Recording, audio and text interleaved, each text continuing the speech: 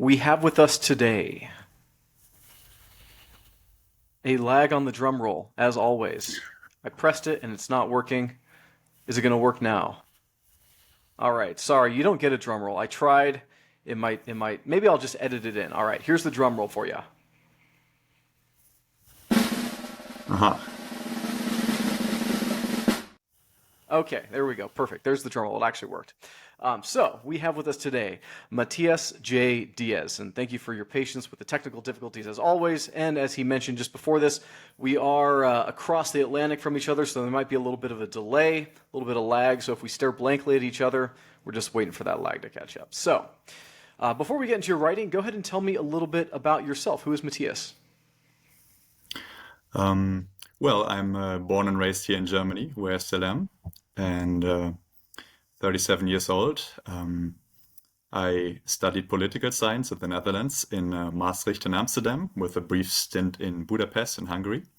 After that, I returned to Germany to start my career, to look for work, and I started working in business consulting. And during that time, I discovered writing as a hobby through some coincidences. I would say that for a fantasy writer, I probably came to writing a bit late. So I was like 26, I think. And it turned out to be a hobby for me besides the job. But I always enjoyed it more and more. I always wanted to write more. So what I did is first I started on the weekends. Then I started to gradually reduce my work time in business consulting. Until in 2019, I actually quit my job in consulting to start out to be a full-time writer. Wow, impressive. That's pretty cool. So, I like how you said that it started off as a hobby, then you kind of transitioned to being a full-time writer. I think that's a lot of our dreams is to get to that point. What would you say has been the most difficult part of that transition? I think we had a slight lag there. Can you repeat the Okay. question, please? Yeah, I said, what's been the most difficult part of the transition to Hmm. becoming like a full-time writer? Well, I think a lot of people who have tried to turn a hobby, something they really love, they do out of passion, into a job, will be able to relate to that. First of all, of course, there's the financial pressure of trying to actually pay your rent and pay your food from what you're doing. Hmm. Then you cannot just base your work on passion or emotion all the time. You just sometimes just have to sit down and do it, right? So you really have to put in your hours. You can't really just go by, do I feel like doing it today, or maybe Yeah. not this week, or maybe not this month. So it adds a bit more pressure. But over the long term, so I quit my job in 2019. So I've been doing the full-time writing for about 4.5 years now. I think for me personally, the most difficult part has been to tap into what drove me to love writing in the first place. Because with all these external pressures, with all these organizational issues that I mentioned, not to mention bookkeeping and all that, it's easy to turn it into another task, just Hmm. like anything in life where you just check the boxes, you try to get to a certain goal, you want to finish the manuscript, you want to finish the editing or something like that, or you want to publish the book. So to really tap into the love of writing for the sake of writing and stay with it, and to put yourself to that place and basically touch base with it on a regular basis, that is something that requires the most effort, because it's something that you can't really plan, right? You can't plan to put in so and so many hours or to finish your taxes or your bookkeeping by this and this deadline. But to plan to sit down and enjoy writing, that's something that you can't really force yourself to do. The best you can do is to create favorable circumstances to put yourself in that place again. Hmm. Now, would you say that the amount of, let's just call it administrative things other than writing kind of caught you off guard, or did you know what you were getting into when you started? I think if you're starting something a bit unusual or ambitious, it might be helpful to not be able to see all the consequences of it and all the work that comes with it that maybe you won't be able to enjoy. I think I had a fair picture. I believe in not waiting until you know 100% of consequences before doing something. I think it's fair enough to know maybe like 80% if it's a non-critical situation. So I would say that, yeah, maybe I underestimated some parts, or maybe I based some of my planning on hope rather than on facts. But I think I'm uh, being raised in German culture. Also, I'm more of a averse person, so I think I covered my bases mostly, and I didn't have any shocks. Yeah. And you know, it's interesting. You're not the first person that I've spoken to that has said that, writing, becoming an author rather, is it's like a business. You're not just being a creative person. You're doing your marketing and you're coordinating your cover and you're, doing interviews and you need to make sure that your editing is done properly. So it's like you're wrapping all of these things on top of becoming a creative individual and writing things that will capture the audience's attention. So what would you say has been the most difficult thing for you? For me, it's definitely the marketing part. So I love writing. I'm not a big fan of putting my face in front of a camera. This is my first time doing that, which Oh, me it's either. I very hate enjoyable this. so far. But you probably know what I mean when it comes to, I don't know, having events, doing readings, praising myself in ads or something like that. So that is more something that I'm forcing myself to do. And I think there's a certain base level that you can just do by, sitting down and doing your homework. But I think it's harder for me to go the extra mile to actually be like, wow, this is my book. I'm an awesome writer. Have a look at this. Check it out. Hmm. So yeah, the Yeah, marketing I I think would a say lot is of more difficult for my personality type. uh-huh. Yeah, and I was actually going to say that the personality type of writers are generally more introverted. They like to stay back behind the scenes and do this stuff. Not all writers. There are some people that crave attention, just like I do. But I think you're not alone in saying that marketing is hard for you to get out there. So, and this is something that I like to do for writers. Like I like to pull them out of their shells a little bit and get them to talk about stuff. And like I said, I crave the attention a little bit, but also I do this for the writers to give them a chance to show how awesome a lot of their work is. Because a lot of people have a lot of really great things to say, but if no one ever knows about it, then no one's going to be able to read and learn all that wisdom that they put into the book or the entertainment values that they put in the book, obviously, depending on what they've written. So let's talk a little bit about your publishing. Usually we do this towards the end of the interview, but tell me what that process has been like for you. Are you self-published or traditionally published? I'm self-published, so I'm doing everything myself. So a lot of your viewers who I assume are also writers or working on writing projects know this, that if you're a self-publisher, you basically have to do everything yourself, right? You have to write the book, have to find someone to do the corrections, maybe an editor, cover design, and all that. So when I started out writing, I wanted to go the traditional publishing way, but by chance in Berlin, where I live, I ran into a guy who was a successful self-publisher, and basically I said, "Look, I'm going to invite you for lunch, and I'm going to ask you everything I want to know about your business." So that's what we did, and he made self-publishing sound quite attractive. So I went for that route. I must say, when I published my first book in 2018 in German, I feel like it was still a different market. Back then, organic reach, as they call it, was still a bit. It was easier to get that. I feel there was less competition. There were fewer self-publishers. I feel, I don't know if you. I don't want to go too far off the road of the question, but even Amazon advertising, you got better rates of return and all that. So I feel like in 2018 it was a bit more promising. These days, I personally I have a bit more or more difficulties reaching readers in an organic way, but back then it was still a good thing to do, and I'm glad that I did it that way. Okay. So how many books do you have published then? In German, I've published 8 books so far. Wow. And so you said you started in 2019, you quit your job, so it's been give or take 4 years. So you've been pushing out 2 books a year. How many pages would you say that you write per day? I Or can't really words, or say. however you count that. My unit of measurement is how many hours do I put in each day. I try to put in a minimum amount of hours because I feel like that's a unit I can most influence.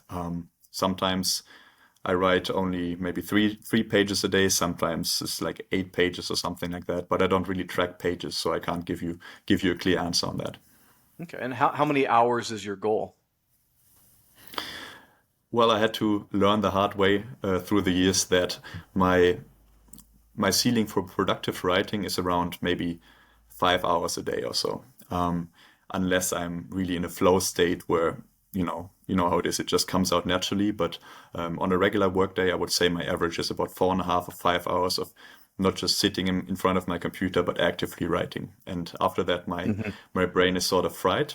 Interesting enough, I can still do logical organizational work. So maybe, I don't know if you want to hear about that a bit later, but I actually Yeah. came back to doing some freelance consulting on the side again. And so I feel like these are really two separate batteries in my brain. I have one for creative, instinctive, associative work, and one for logical, yeah, logical work. Yeah. So I feel like these 4.5 hours count only for creative work, and then I still have some in the other tank for logical work. Yeah, that's something else that a lot of people have spoken about is, they have the creative side, like you talked about, and then the administrative side. And it's two very different parts of your brain that you're using. And people who tend to be creative tend to not have as much of an administrative skill set, we'll say. And so I would say for those people, perhaps traditional publishing would be better for you. But if you're someone who has a much wider skill set, perhaps self-publishing would be better. So what's it like? How is it different to write for a German audience versus an English audience? Because you said that you've written books both in German and English. Tell me a little bit about that. That's a very good question.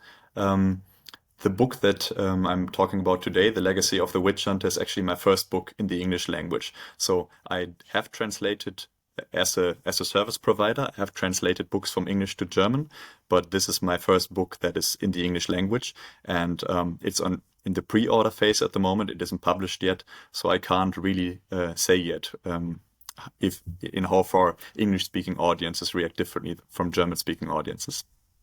Hmm. What about the writing process? How is that different for you? Um, well, one of the reasons why I wanted to publish a book in English is I'm learning quite a lot from translation work, also from translating books from English to German.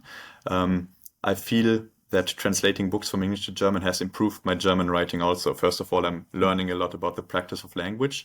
And to give a very practical example, sometimes if I, for example, use a translation engine like an AI for support, and I put in an English sentence and it comes out weird in German or the other way around, usually it hints at the fact that something hasn't been quite perfect in the original language. So, for example, Mm. when I translated this book, I used an American-born translator to do the first draft, and then I did a lot of work with an editor on the translation.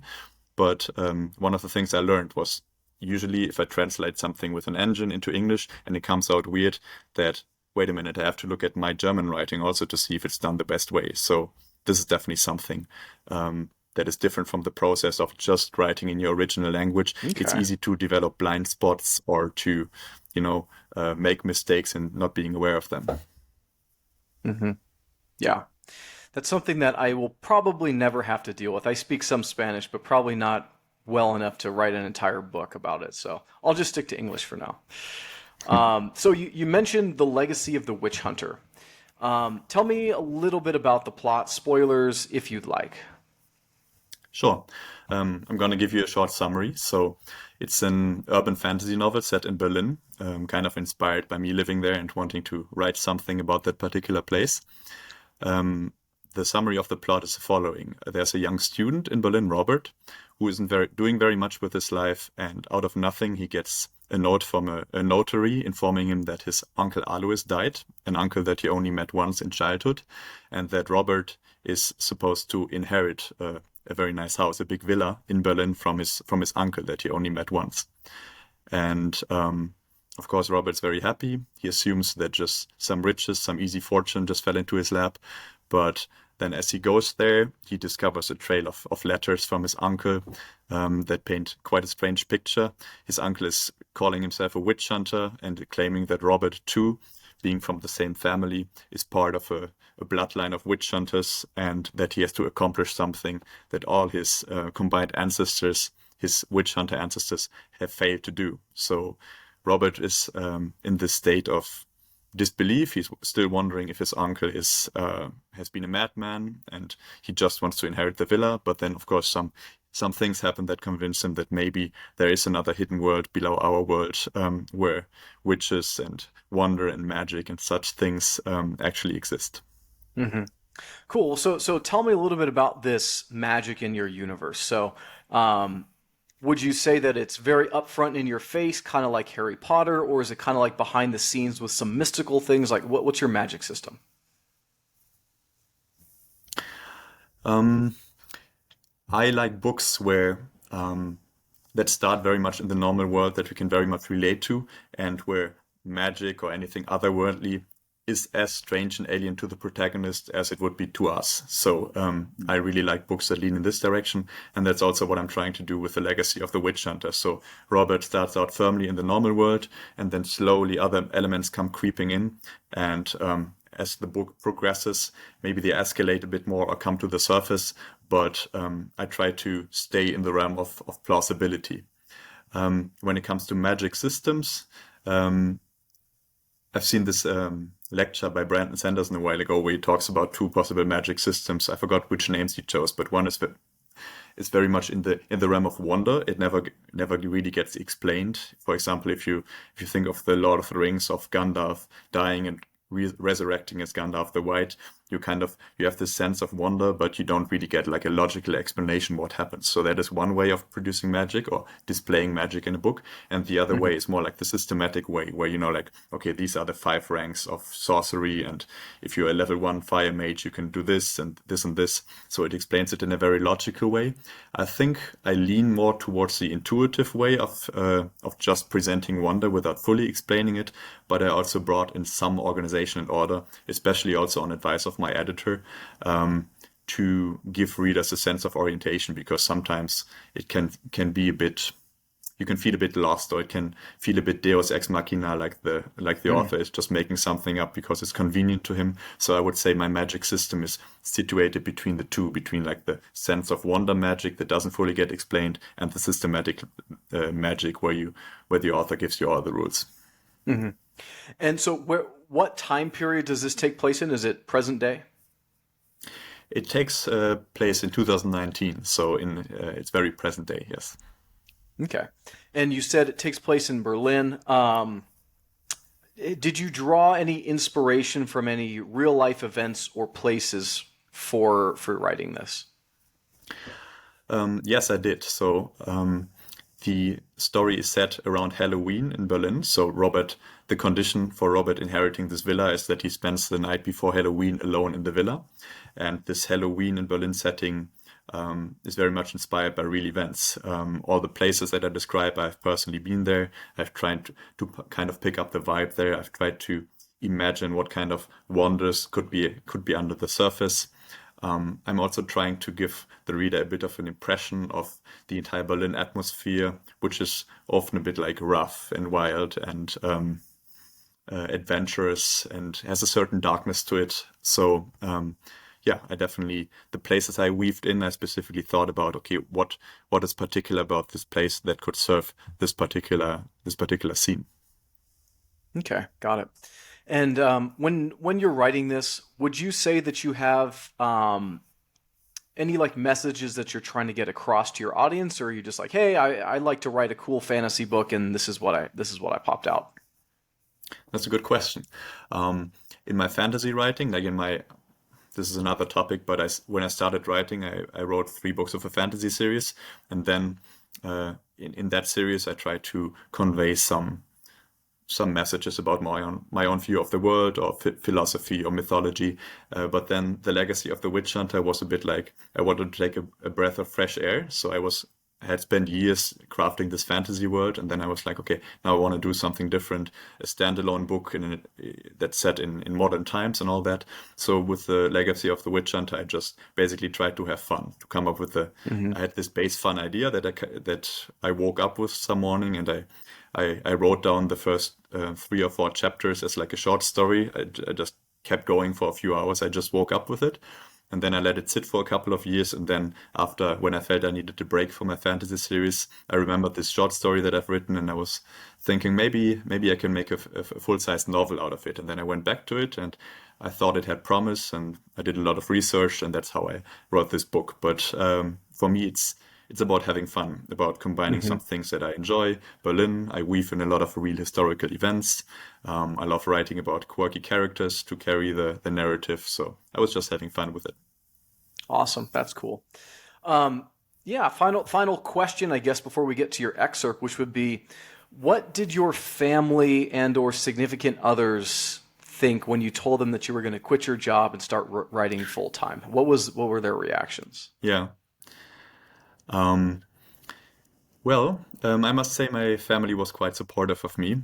One thing that worked in my favor is the fact that I didn't go from 100% business consulting to 100% writing, but what I did is, after about 2 years or so in business consulting, I asked my boss to reduce my work time to 80%, so to have 1 day a week off for writing, and to which he agreed. And then I think another 1.5, 2 years later, I actually asked him to if I could reduce my work time to a half-time job. So I would work 1 day, 2 days, and the next day, 3 days. So I think I did like a pilot test of it already. I had already significant experience to say, okay, I can sit down every day to write, not just if I want to.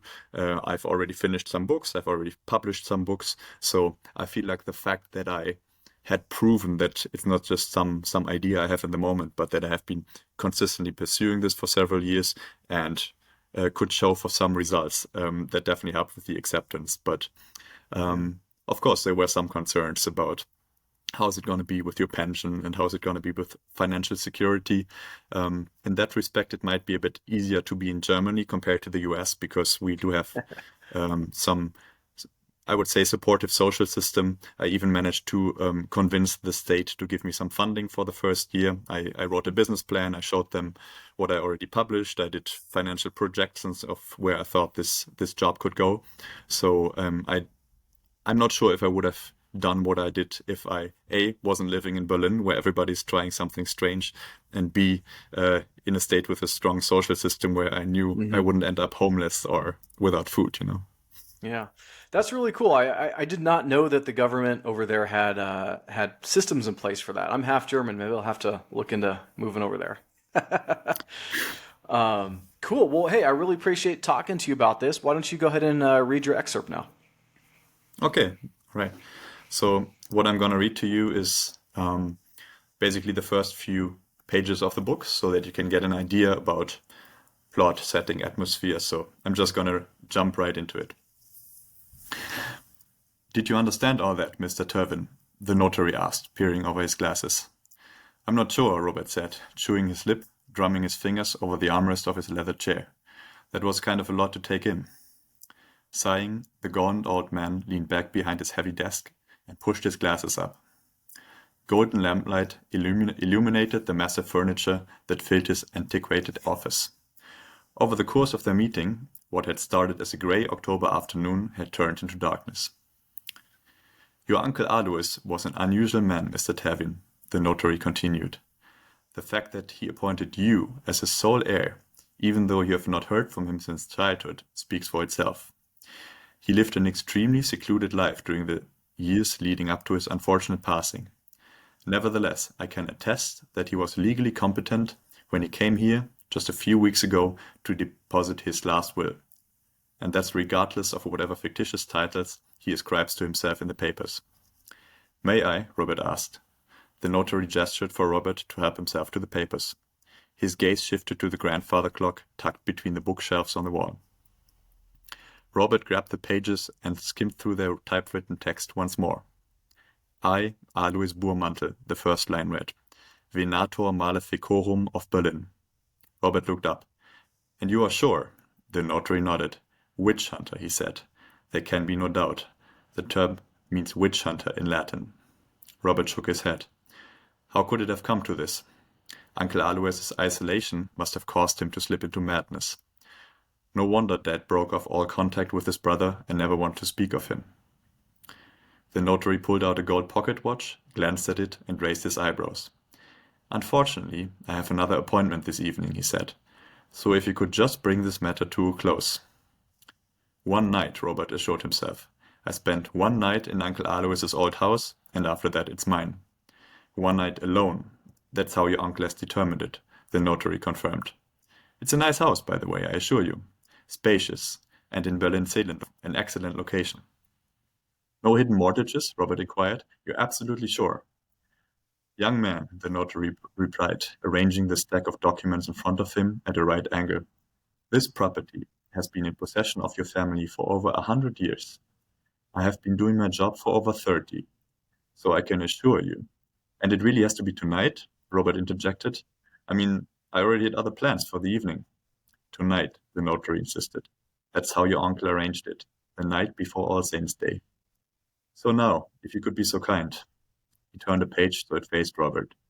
Please sign on the line at the bottom, he said, motioning to an expensive-looking fountain pen coated in a piano lacquer with a golden wave pattern, with your name, place of residence, and today's date.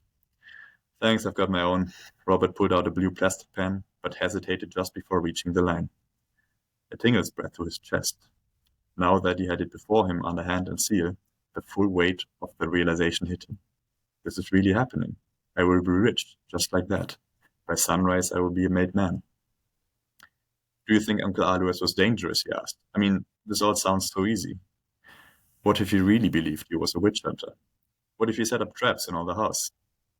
Nothing of that sort is stated in the documents, the notary replied coolly. Now then, on the dotted line, please. Robert exhaled. All right, he said. No risk, no fun, huh? He scribbled his signature on the page. What's today's date, by the way? The night before All Saints' Day, the notary repeated. The 21st of October 2019. All right, Halloween. Well, here you go, Robert replied. Bravo, young man. The notary accepted the signed document and examined it. Good, he said. Everything seems to be correct here. Please wait a moment. His chair creaked as he rose and disappeared through a door to the right. Robert leaned back and looked at the rain pattering against the window. For the first time since he had received the notary's call, a heavy melancholy enveloped him. During the last few days, he had felt only surprise and disbelief.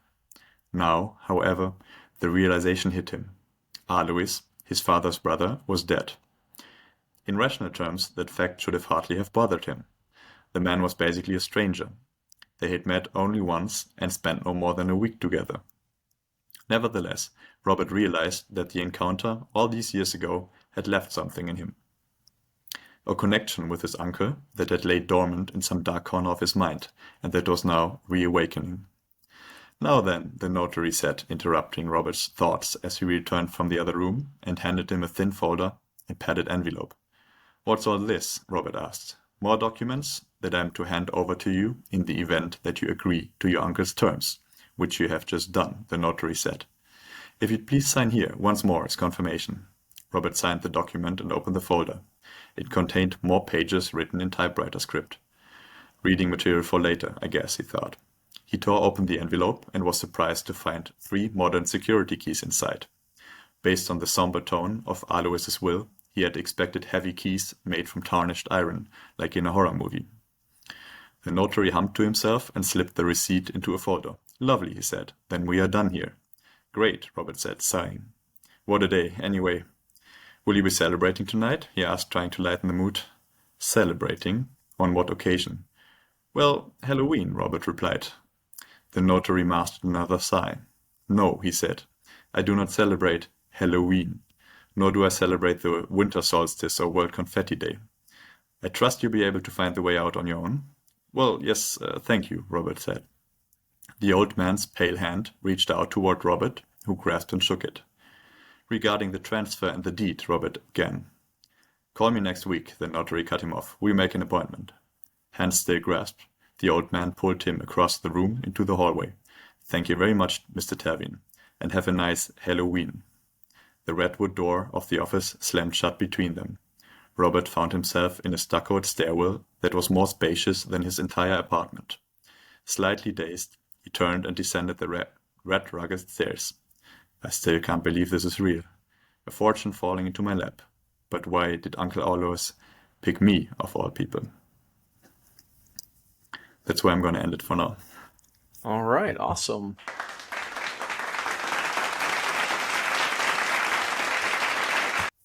Cool. Well, thank you for reading that. I really appreciate that.